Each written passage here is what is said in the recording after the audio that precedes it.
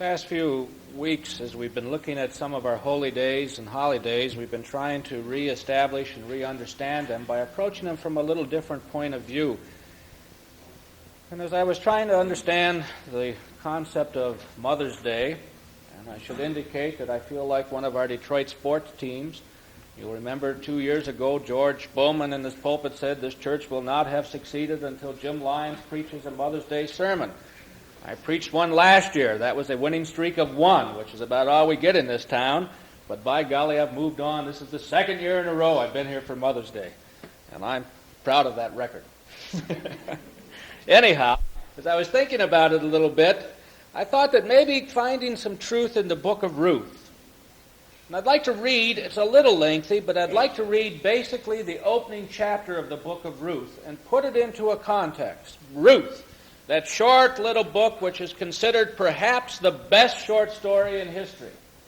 A powerful story. We don't understand exactly why or how it was written, but ultimately Ruth, the Moabitess, the stranger, became part of the lineage of David, and therefore, according to the tradition, part of the lineage of Jesus himself. It's a story of a mother-in-law and a daughter-in-law, two daughter-in-laws, and what happens to them. And I think without going into the details of the end chapters, everything that we would try to understand about the concept of Mother's Day or the concept of being a parent is to be found in this opening chapter of Ruth. So please, let's listen and share. In the days of the judges, that would put it somewhere around the 10th and 11th century B.C., famine came to the land, which is a normal problem in all of the Near East. It's something that we are now witnessing not only in the Near East, but throughout the world. And famine follows along with drought, as you well know. Absolutely millions of people are in a constant state of hunger in the world today because of the drought and the famines that have hit us. What happens when famine comes in the ancient world? You didn't have the storehouses, you didn't have the communication systems to bring food in, and so they left. That's how the Jews got into Egypt, you'll remember, when famine came to the land, and they went to Egypt where there was plenty. So in the days of the judges, famine came to the land, and a certain man of Bethlehem of Judah, just south of Jerusalem, went, he, his wife, and 2 sons, to live in the country of Moab, across the river Jordan to the east. The man was called Elimelech. My God is king. And his wife Naomi means the pleasant one, the happy one, the joyous one. And his 2 sons, Mahlon and Chilion. We don't know what they mean, but apparently sickly or ill-disposed or something of that kind. They were Ephraimites from Bethlehem of Judah. They came from the land of Moab and settled there. Elimelech, Naomi's husband, died. And she and her 2 sons were left. These married Moabite women. One was named Orpah, and the other Ruth. They lived there about 10 years. Then both Mahlon and Chilion also died, and the women were bereft of 2 sons and a husband. So she and her daughters-in-law prepared to return from the country of Moab, for she had heard that Yahweh, the God, had visited his people and given them food. So with her daughters-in-law, she came away from the place where she was living, and they took the road back to the land of Judah. Naomi said to her 2 daughters-in-law, go back, each of you, to her mother's house. May Yahweh be kind to you as you've been to those who have died and to me. Yahweh grant that you find rest, each of you in the house of a husband. And she kissed them. But they wept aloud and said to her, no, we will not go back. With you will go to your people. And Naomi said, you must return, my daughters. Why come with me? Am I any more sons in my wombs to make husbands for you? Remember, my daughters, go, for I am too old now to marry again. Even if I said there's still hope for me, even if I were to have a husband this night and bear sons, would you be prepared to wait until they were grown up? Would you refuse to marry for this? No, my daughters. I should then be deeply grieved for you, for the hand of Yahweh has been raised against me. And once more they started to weep aloud. Then Orpah kissed her mother-in-law and went back to her people, but Ruth clung to her. Naomi said to her, look, your sister-in-law has returned to her people and to her God. You must return too. Follow your sister-in-law. But Ruth said, Do not press me to leave you and to turn back from your company, for whither you go, I will go. You ever wonder where that came from and all the wedding music that you hear sung? Wherever you live, I will live. Your people shall be my people, your God, my God. Wherever you die, I will die, and there I will be buried. May Yahweh do this thing to me and more also, if even death should come between us. Seeing that she was determined to go with her, Naomi said no more. Who's the hero of the story? Huh? Who's the hero of the story? Come on. Get in on this a little bit. Ruth, somebody say? Why is Ruth the hero of the story? Because she stayed with her mother-in-law. She went off and she loved her and she clove to her. Is that a word? She cleaved to her. She stayed with her. She said, your people shall be my people, and so on and so forth, right? And every single one of you sitting here, if a daughter-in-law did that to you, would be crushed. It's Orpha who's the hero of the story according to us. She went back to her mother. But we skip that. We pass that on by and we say, oh no, it's the one who leaves her mother that's the hero, until it happens to us. Then see it all turn around. Why is it that Orpha, who was faithful to her family, who was faithful to her husband, who was faithful to her people, who was faithful to her God, who was faithful to her loving relationships, who was faithful and obeyed completely and 100% her mother-in-law, who told her to go back, was considered a villain. And Ruth, who broke ties with her God, who broke ties with her family, who broke ties with her country, who broke ties with everything that was dear, and disobeyed her mother-in-law, is held to be the hero. Now, if you can explain that little bit of history to me, I would be delighted to know it. Strange, isn't it? But you see, what happens is that oftentimes good stories don't reflect where we really are. Of course it's magnificent, the story, if you forget everybody else. It's magnificent to see Ruth doing all of this and reaching out. It's beautiful. It's poetic. Where you go, I will go is one of the most powerful statements in the world. It would be that husbands and wives, though it wasn't applied here, were able to truly grasp that. Not only in terms of a physical sense, if you move, I move. You go to Australia, I go to Australia, but in the more important spiritual, intellectual growth sense that where you go, I will go. Where you are, I will be. And in the spiritual sense, thy God shall be my God. It's a sermon in and of itself. But if we begin to look at this, then I think we can have some understanding of the totality of what it means to be a parent. And for that reason, I'd like to take this and grow out from it a little bit and begin to understand it in a very brief way. What does it mean to be a parent? And I think it's becoming increasingly clear over a period of time that we're not talking about motherhood as such any more than we talk on Father's Day about fatherhood, but we're talking about a relationship. I was late coming down to church today because I was watching my own program. Now, that's pretty good when you tape a program and get so interested in watching yourself that you don't leave. But I wasn't watching myself. I was watching these two priests. Did any of you see any of the opening of it? Yeah, it's interesting, wasn't it? Two priests, Catholic priests, one from right over here in Orchard Lake, St. Cyril and Methodius Seminary. I asked him if he ever gets called Methodist Seminary, and he said all the letters come through St. Cyril and Methodist Seminary. But it's Methodius. He's a Polish saint. And over here, the Reverend Tony Kosnick, and also a good friend of mine, Ron Moders from St. John's in Plymouth, talking about human sexuality. And my opening question to him was, what in the world are two priests doing talking about human sexuality? And with a twinkle in his eye, Ron Moders said, well, what do Baptists do talking about the evils of drink? See, you don't have to experience it to talk about it and to understand it. And then they went on and described that human sexuality was not always an act, but it was, in the best sense of the word, a relationship. That's why Jesus talks about lusting in his mind as a relationship. And when you talk about parenting, you're absolutely beginning with the concept that a parent is not a biological fact, which is an act, but a relationship. And that would be the first point. In a very real sense, Naomi, for whatever reasons, became relationally what we would call, quote, mother to Ruth. Does not mean that she loved her other daughter-in-law less or that there was less of a relationship there. It was a different relationship. But for some reason, Ruth and Naomi entered into a relationship that was not based upon biology, but was based upon what was happening. Now, I've already mentioned Debbie, and Archie, I forgive you.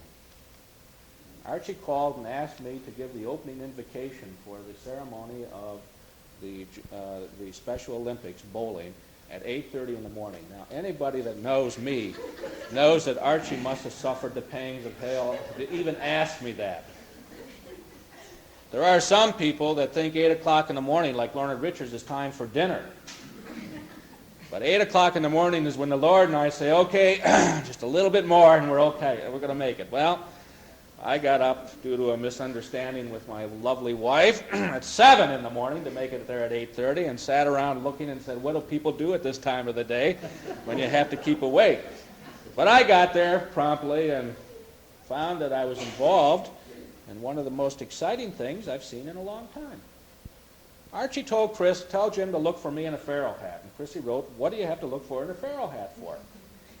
I said, I haven't got the foggiest idea, except when I got there, there's 600 kids, and every kid that is in the Junior Olympics has at least 3 adults with them, which meant there were about 2,500 people milling around, and I appreciated the Pharaoh hat. When it came by, I knew who it was, you see. And we had the opening, and it ran late, and it didn't matter. The kids were excited, and as I stood around watching what was going on, as all of these that we call handicapped kids were coming in to bowl, with mental and some with extreme physical problems, wheelchair kids who basically couldn't move, where they set up a platform and they put the bowling ball there and put their hand on it and let them just push it and it would roll down, and they participated actively in that event. And the enthusiasm, I began to look at it and begin to think about Mother's Day in a whole different sense. Because what was exciting about it was these kids are the most highly competitive kids I've ever seen without an ounce or a trace of bitterness. They love to win, but they don't like for somebody else to lose. They applaud when they somehow or another get all the pins down, but they applaud and scream just as much when somebody else does it. And as I was standing there was a spirit of conversation, and I was waiting for the time when Debbie was going to be able to bowl, and people came up and talked to me. I don't know why. Probably because I had a tie on, which was a rarity. Everybody else was relaxed. One woman said, you must be important.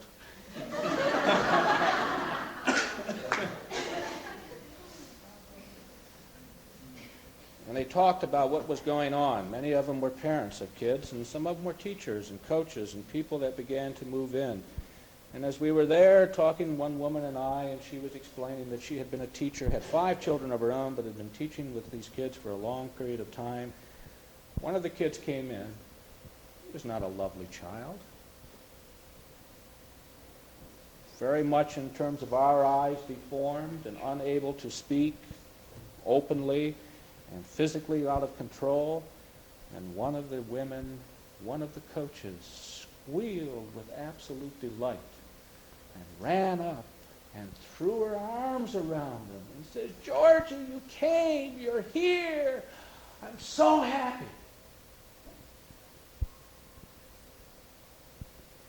She said, a woman standing with me said, in all of the years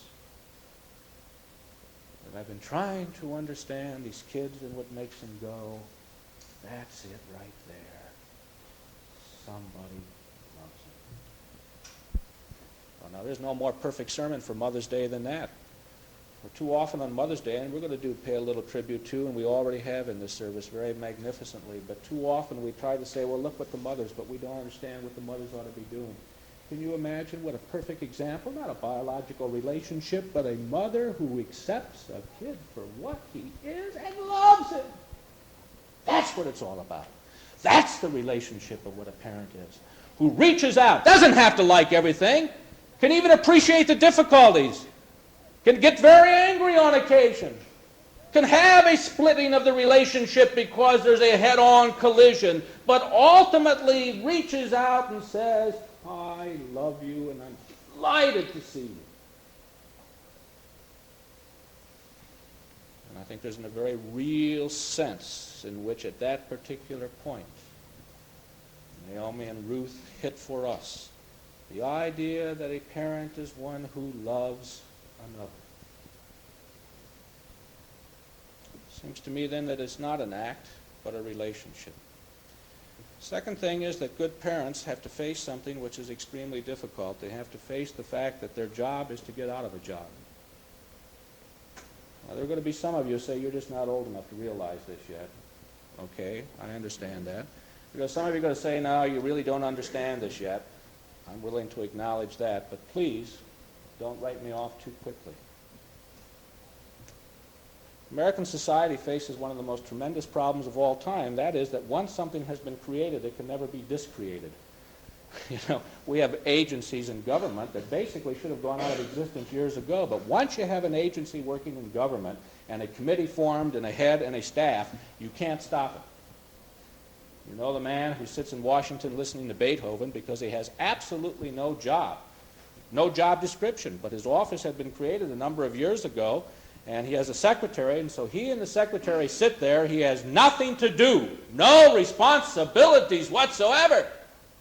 And each year he tries to cancel the job out, and the government refuses, and so he receives his salary, the secretary receives his salary, and there is not a single thing that is to be done. Because it's easy to create jobs, it's difficult to cut back on them. That just happens to be a far-out example, but we all see it. Committees that get together and form and work very well to solve a problem, and the problem is solved, and instead of having sense enough to say, we did it, thank you, shake hands, and break up, they begin to say, oh, we've got a good committee. We got to find something else we can work on. And then they become more and more structure-oriented. Now, there are some jobs which ultimately ought to lead to no job at all. I think the pastor is one. I think when the time comes that this church says we don't need you at all anymore, I've done my job. I may never get to that particular point, but that's part of what it's all about. I think the whole role and function of a pastor is to work himself out of work. And I'm delighted, absolutely delighted. I have to say this because some of the people that are responsible for it are sitting here this morning.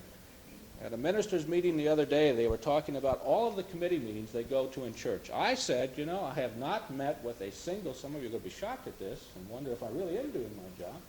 I have not met with a single committee since October. Trustees meet regularly. Deacons meet regularly. Coordinating board meets regularly. Other committees are functioning regularly. I have not been to a single meeting. They look at me. How can the church function? And I say, well, they've taken one of the big cogs out of the way. They roll more smoothly. We got more money coming in than we've ever had coming in. We got more people in attendance than we've ever had in attendance. We got more people doing things than they've ever done before. The church is beginning to get a spiritual vitality that radiates out and touches people so that people know it's here and they're feeling it. Why should I get in the way?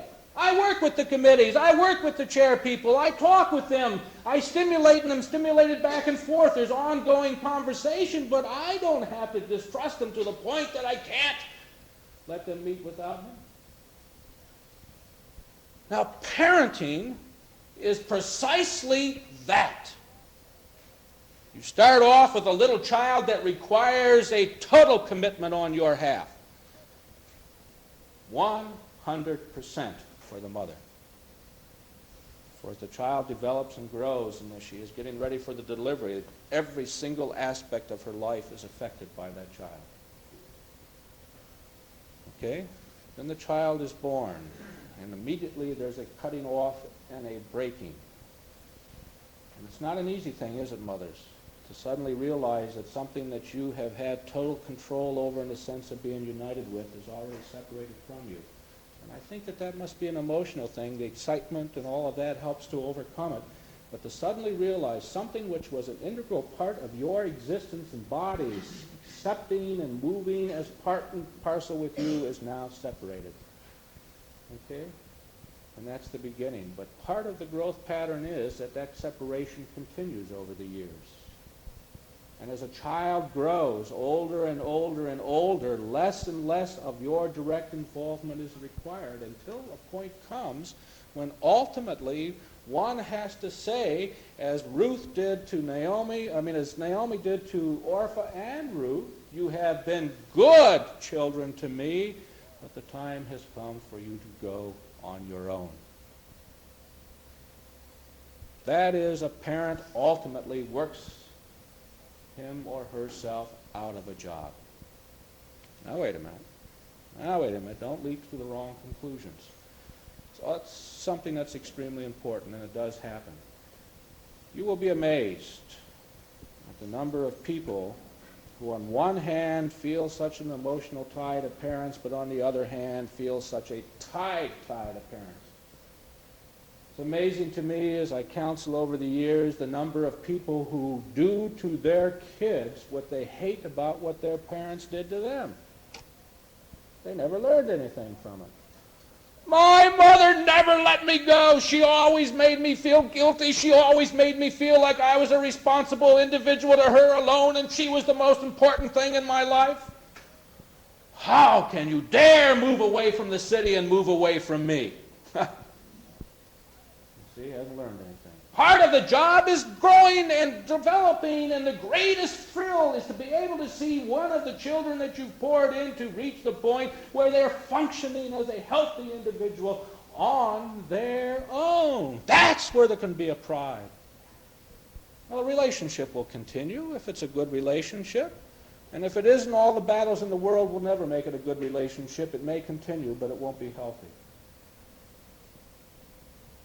And I guess what I'm saying to each of us, and I realize that I'm fast approaching that age when I've got a daughter who is 16 and is going to be moving towards those kinds of things when she will be leaving on a more permanent basis and looking towards a permanent relationship with somebody else, that I'm going to face some of these questions. But I pray to God that what I'm saying to you, I have the courage to say, go, live, be free, and know we love you.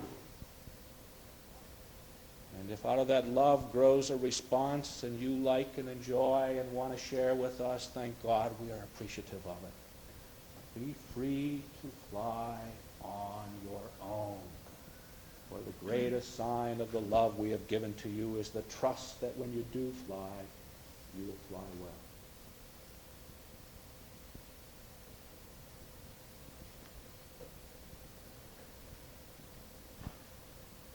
So I think as we begin to understand Ruth and Naomi, we understand that we deal with relationships. We understand that we deal with an opening. We understand that very often the decisions which are precisely the ones we want means that somebody else has to be hurt. And when we can see that, I think we enter into a different understanding of life. The battles over whether you're going to spend one day here or there, for those of you who have parents living far apart. Do we spend Christmas with my parents or your parents? Does it sound familiar? And the parents who are sitting on the other side saying, are they going to spend Christmas with us or with them? Never have taken it in their mind to look at what they are doing. For in this particular case, the joy, quote unquote, although I'm not so sure it's a joy if it's based on that kind of a thing, the joy of having the kids come to you means you're robbing the joy from somebody else, and who can be happy with that? Plus the pressures it puts on means that young people and kids aren't free to join with you, but are under pressures like they were when they were 4 or 5 or 6. Now, it seems to me that we've got something to learn from those like yesterday. Whose relationships are proud and they love each other and they love one another, but I never saw any hostility yesterday. I couldn't believe it. That many people waiting that long. Some of those kids waited 2.5 hours to bowl. You take your, quote, normal kids and set them down and say you won't bowl for 2.5 hours and tell me what would happen. You take your, quote, normal parents and take them out and say you have a 2.5-hour wait before your child will be able to bowl and tell me what's going to happen. I can see some of you storming right through the place, taking everything with you, right? Not yesterday, because there was an appreciation of what was going on and a recognition that what was happening with other people was important to me too. I couldn't even get upset that I was an hour and a half late before I prayed, or that I had to wait another hour and a half in order to see Debbie bowl a few frames. I couldn't get upset because I was too appreciative of what was happening. And therefore, my own little pittiness of getting up at god-awful hour 7 began to break away, and I began to enjoy it. And I wasn't even yawning, because there wasn't anything to yawn about. It was exciting. Maybe on this Mother's Day, the kind of love that is assumed can be when we all do that. When we all enter into a loving relationship with one another, when we all are good parents to one another, when we are all loving enough to be patient with one another, reaching out and giving to one another, and when we're capable of saying to our children, we love you. We have been responsible for you. As you go on your own, we still love you. We still feel responsible, but we've given you everything we can so that you can do it.